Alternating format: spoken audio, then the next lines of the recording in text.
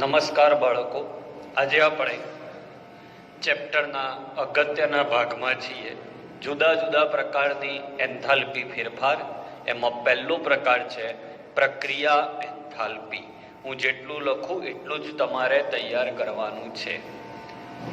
કોઈ પણ એક રાસાયણિક પ્રક્રિયા આપણે વિચારીએ, કોઈ એક રાસાયણિક પ્રક્રિયા આરમાંથી પી બનતું હોય, જ્યાં આરનો મતલબ રિએક્ટન્ટ થાય, જેનું ગુજરાતી પ્રક્રિયક થાય, અને પીનો મતલબ પ્રોડક્ટ, જેનું ગુજરાતી નિપજ થાય. તો કોઈ પણ પ્રક્રિયા એન્થાલ્પીની વ્યાખ્યા શું? તો કોઈ પણ પ્રક્રિયા સાથે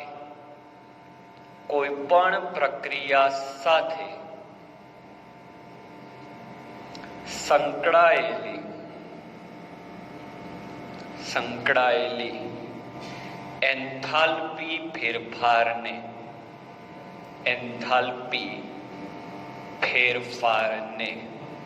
પ્રક્રિયા એન્થાલ્પી ફેરફાર કહે છે. એની સંજ્ઞા શું? તો એની સંજ્ઞા, જો એન્થાલ્પીની સંજ્ઞા ડેલ્ટા એચ થાય, પણ આ પ્રક્રિયા એન્થાલ્પી છે. પ્રક્રિયાને ઇંગ્લિશમાં રિએક્શન કહેવાય, એટલે રિએક્શન એન્થાલ્પી. શું કહેવાશે મિત્રો? Reaction enthalpy. એટલે રિએક્શન એન્થાલ્પી હોવાથી અહીંયા આર લખવાનો રહેશે, બરાબર? એટલે પ્રક્રિયા એન્થાલ્પીને ડેલ્ટા આરએચ વડે દર્શાવાય છે. ઓકે, હવે એક ઉદાહરણ લઈએ. ધારો કે ભાઈ મિથેનનું દહન,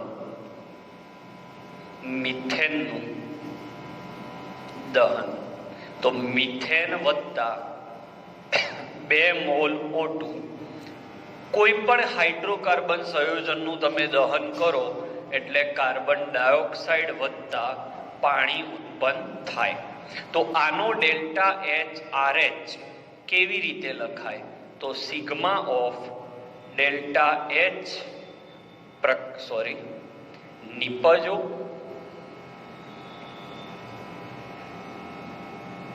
અને minus sigma of delta H of પ્રક્રિયકો. એટલે નિપજોની એન્થાલ્પી ફેરફારનો સરવાળો, સિગ્મા એટલે સરવાળો, માઇનસ પ્રક્રિયકોની એન્થાલ્પી ફેરફારનો સરવાળો. ઓકે, તો આ નિપજ કહેવાય. તો આ રીતે લખાશે delta H0 of CO2 plus 2 time delta H0 of H2 minus 0. અત્યારે નથી લખવા, આપણા શીખવાડું 0 કેમ લખાય. અને પ્રક્રિયક બાજુ જોઈએ તો delta H of methane plus 2 વખત ડેલ્ટા H ઓફ O2. આ રીતે પ્રક્રિયા એન્થાલ્પીની ગણતરી કરાય અને કુલ પ્રક્રિયા એન્થાલ્પી તમને આપી હોય. ક્લિયર? તો એન્થાલ્પીના પ્રકારોમાં સૌથી અગત્યનો પહેલો એન્થાલ્પી ફેરફાર, જેનું નામ છે પ્રક્રિયા એન્થાલ્પી ફેરફાર. જો મોલર એન્થાલ્પી હોય, એટલે 1 મોલ માટે ગણતા હોય, તો એને મોલર એન્થાલ્પી કહેવાય. તો અહીંયા ડેલ્ટા આર એચ એમ લખવાનો, પણ એ આપણે તૈયાર નહીં કરીએ તો ચાલશે. લઈ લો સ્ક્રીનશોટ. બાળકો, બીજા નંબરનો ટોપિક પ્રમાણિત પ્રક્રિયા એન્થાલ્પી ફેરફાર. તો પ્રમાણિત શબ્દ ભૂલી જઈએ તો હમણાં જ આપણે પ્રક્રિયા એન્થાલ્પી ફેરફાર શીખ્યા. હવે આપણે પ્રમાણિત શબ્દ સમજવાનો છે. તો પ્રમાણિત શબ્દનો મતલબ શું? તો પ્રક્રિયા એન્થાલ્પી જે છે એ પ્રક્રિયા એન્થાલ્પી ફેરફાર એ પ્રક્રિયા પરિસ્થિતિ પર આધાર રાખે છે. પ્રક્રિયા પરિસ્થિતિ પર આધારિત છે. શું કહેવા માંગે છે આ વાક્ય? કે કોઈ એક જ પ્રક્રિયા જે છે, સમજી લો કે મિથેનનું દહન, મેં મારા અલગ એક યુનિટની અંદર મિથેનનું દહન કર્યું અને એન્થાલ્પી ફેરફાર આવ્યો, એને પ્રક્રિયા એન્થાલ્પી ફેરફાર કહેવાય. તમે મિથેનનું દહન ક્યાંક બીજી જગ્યાએ કર્યું અને ત્યાં તમારે પણ જવાબ આવ્યો, તો એ પણ પ્રક્રિયા એન્થાલ્પી ફેરફાર કહેવાય. પણ મારા અને તમારા જવાબમાં કદાચ થોડો ઘણો ફરક આવશે. કેમ? કારણ કે મેં જ્યાં પ્રયોગ કર્યો હોય કદાચ એ દેશની અંદર તાપમાન જુદું હોય અને તમે જે જગ્યાએ પ્રયોગ કર્યો હોય ત્યાં તાપમાન જુદું હોય. એટલે પ્રક્રિયા પરિસ્થિતિ, કઈ પરિસ્થિતિમાં તમે એ પ્રક્રિયા કરી એ પરિસ્થિતિ જો જુદી હોય તો પ્રક્રિયા એન્થાલ્પી બદલાઈ જતી હોય છે. એટલા માટે વૈજ્ઞાનિકોએ નક્કી કર્યું કે આપણે કોઈ પણ એન્થાલ્પી ફેરફાર એક ચોક્કસ પરિસ્થિતિમાં માપીશું. સમજાઈ ગયું બાળકો? એક જ પ્રક્રિયા જો જુદી જુદી પરિસ્થિતિમાં કરવામાં આવે તો તેની એન્થાલ્પી ફેરફાર જુદી જુદી મળે છે. બરાબર? એટલે વૈજ્ઞાનિકોએ પરિસ્થિતિ પર આધારિત હોવાથી એક પરિસ્થિતિ વિચારવામાં આવી જેને પ્રમાણિત પરિસ્થિતિ કહે છે. પ્રમાણિત પરિસ્થિતિ. ઓકે. અને પ્રમાણિત પરિસ્થિતિ કેટલી લેવાય છે? તેમાં ટેમ્પરેચર 298 કેલ્વિન લેવું એ નક્કી થયું છે અને દબાણ 1 બાર. એટલે હવે જે કોઈ પણ મિથેનનું દહન કરે એ 298 કેલ્વિન તાપમાને અને 1 બાર દબાણે કરશે. એટલે ગમે ત્યાં બેઠો હોય એના જે ડેલ્ટા એચ ના મૂલ્યો છે એ સમાન આવશે. આને પ્રમાણિત સ્થિતિ કહેવાય. કન્ફ્યુઝ ના થતા 273 લો તો એને એસટીપી કહેવાય, પ્રમાણભૂત કહેવાય. આ પ્રયોગો કરવા માટેની સ્થિતિ છે. આને પ્રમાણિત સ્થિતિ કહેવાય. બરાબર? પ્રમાણિત સ્થિતિ માટે એક ઉદાહરણ આપણે લઈએ કે ધારો કે 298 કેલ્વિન તાપમાને અને 1 બાર દબાણે મિથેનનું દહન કરું તો CH4 gas plus 2 mall O2 gas gives CO2 gas plus 2 time H2O liquid. તો આના માટે તમને જે ડેલ્ટા એચ મળે એને ડેલ્ટા RH ની ઉપર આ રીતે 0 કરવાના.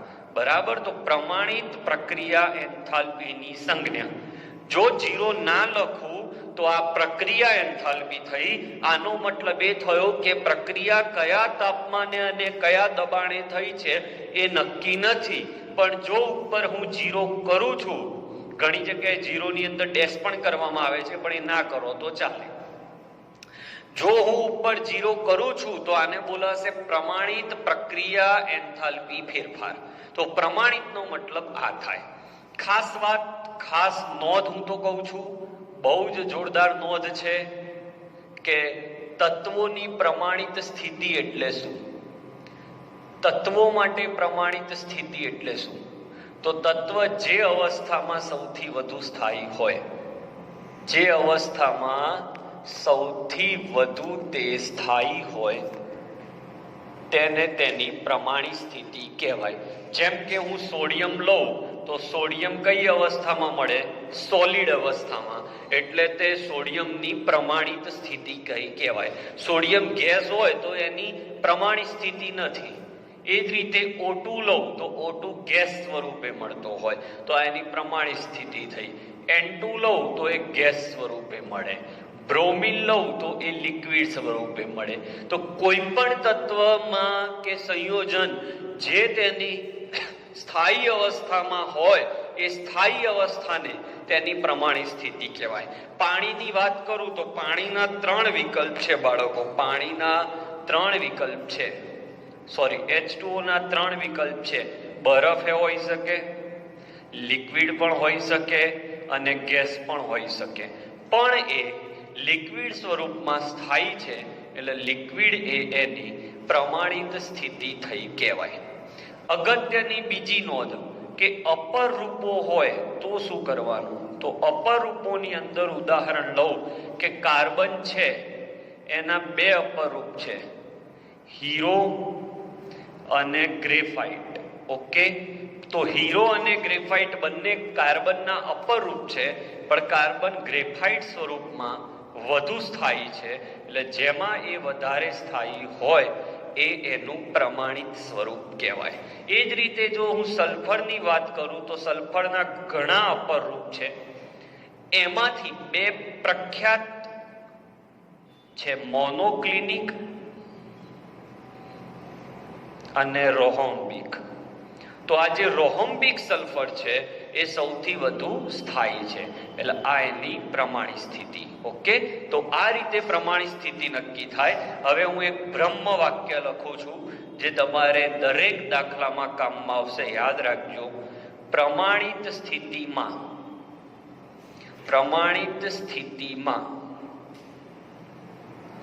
તત્વોની એન્થાલ્પી શૂન્ય લેવામાં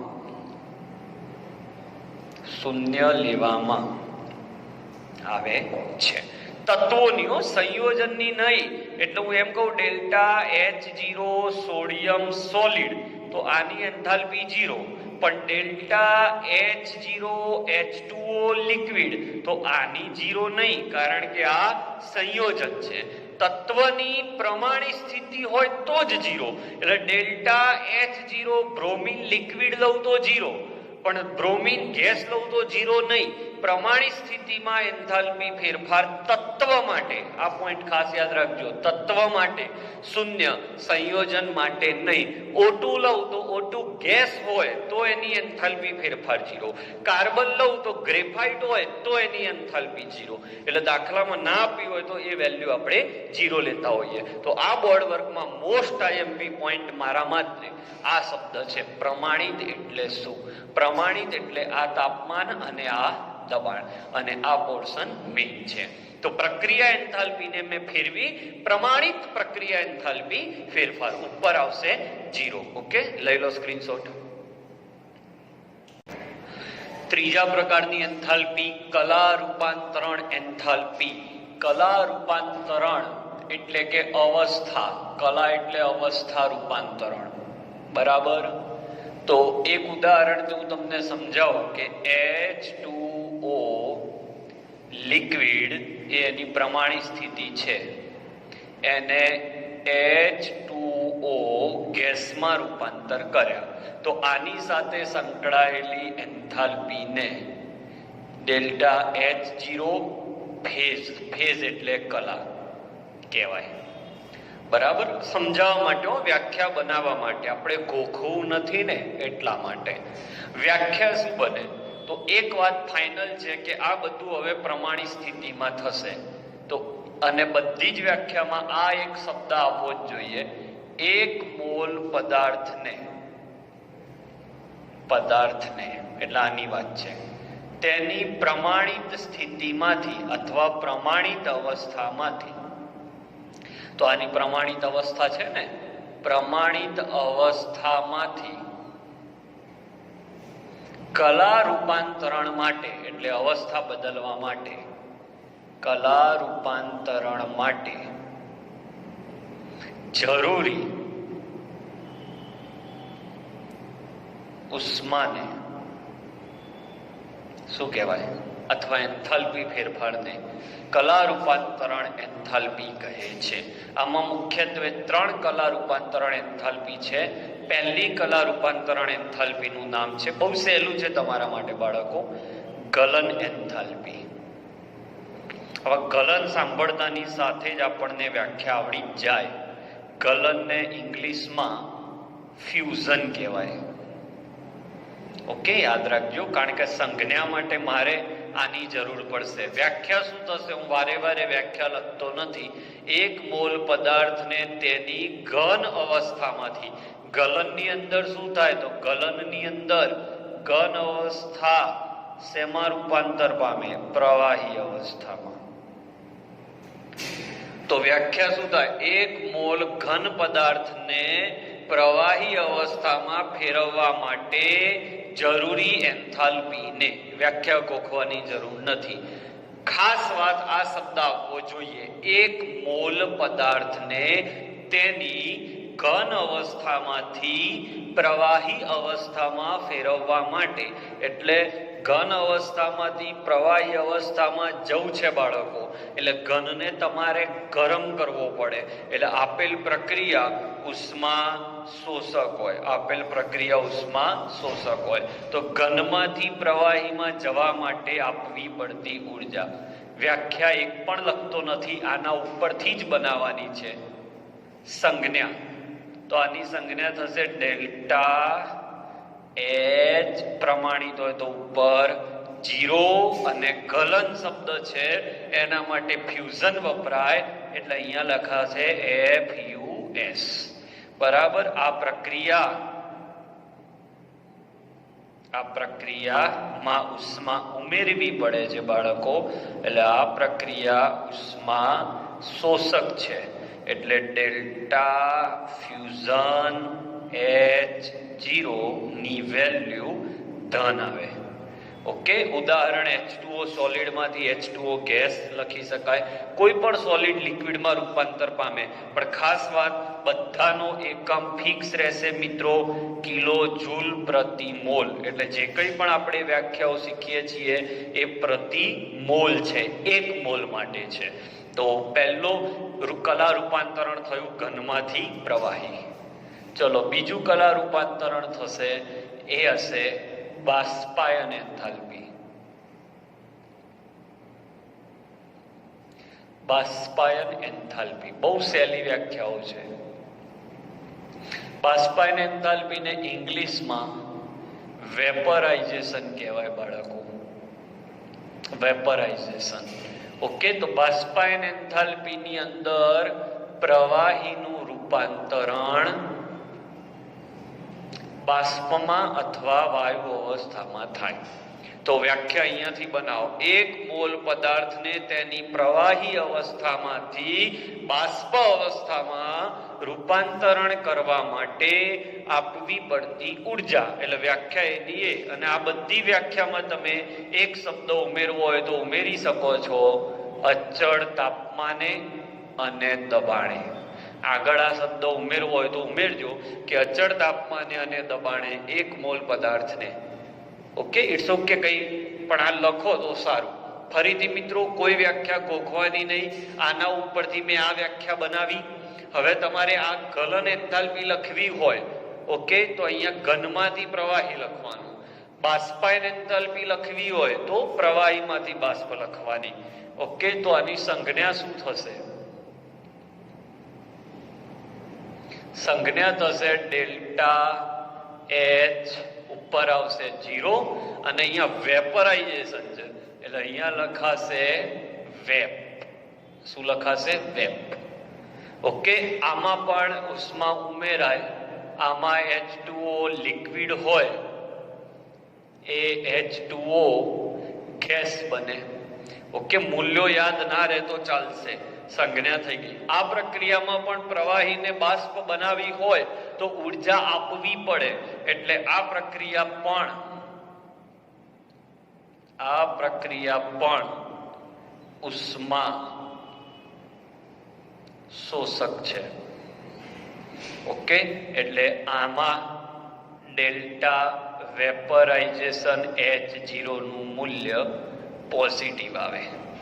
તો બીજી કલા રૂપાંતરણ એન્થાલ્પી થઈ એકમ કિલો જૂલ પ્રતિ મોલ જ આવશે.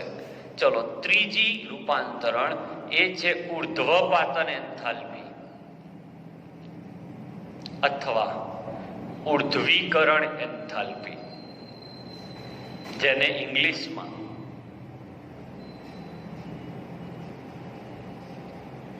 સબ્લિમેશન કહેવાય. સબ્લિમેશન. ઓકે. આની અંદર ઘન પદાર્થ સીધો વાયુમાં રૂપાંતરણ પામે. તો વ્યાખ્યા શું આવે? અચળ તાપમાને અને દબાણે 1 મોલ ઘન પદાર્થને સીધા વાયુ સ્વરૂપમાં રૂપાંતર કરવા માટે આપવી પડતી ઉર્જાને. વ્યાખ્યા ગોખશો નહીં. અચળ તાપમાને અને દબાણે શું લખવાનું? અચળ તાપમાને અને દબાણે 1 મોલ ઘન પદાર્થને તેના વાયુ સ્વરૂપમાં ફેરવવા માટે આપવી પડતી ઉર્જાને. ઓકે. તો આની સંજ્ઞા થશે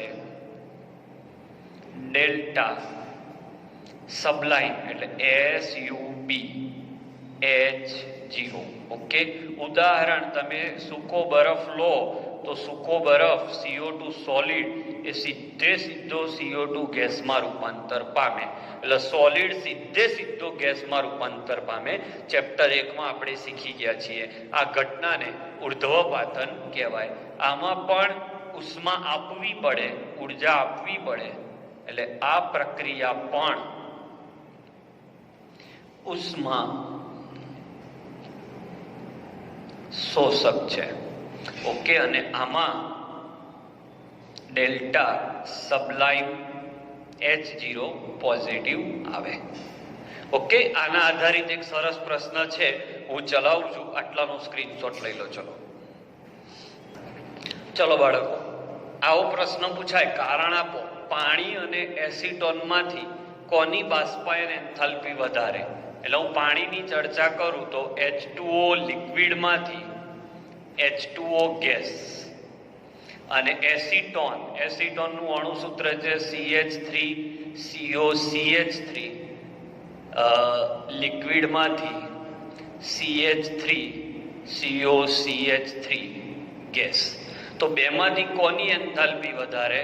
તો પાણીની એન્થાલ્પી એસિટોન કરતા વધારે. કારણ શું?